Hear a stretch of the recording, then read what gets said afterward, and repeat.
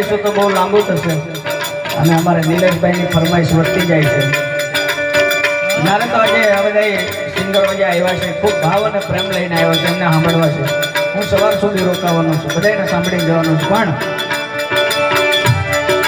જેને એમ કહેવાય ને ભજન એવું કર્યું, ભક્તિ એવા ભાવથી કરી કે રામાયણમાં જેની નોંધ લેવી પડી એ સબરીબાઈને યાદ કરી બે લાઈન. મારી ઝૂંપડીએ રામ ક્યારે પધારે,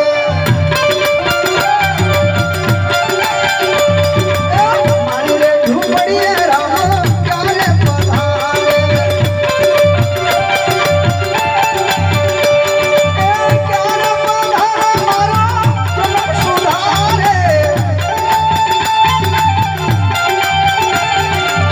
ક્યારે પધારે મારો જન્મ સુધારે.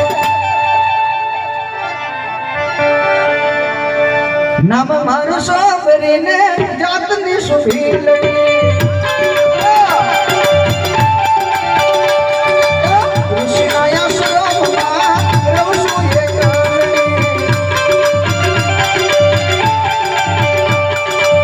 ક્યારે રામ મારો ક્યારે આવે સ્વામી, ક્યારે રામ મારો ક્યારે આવે સ્વામી. ગુરુના વચન ઉપર વિશ્વાસ રાખ્યો,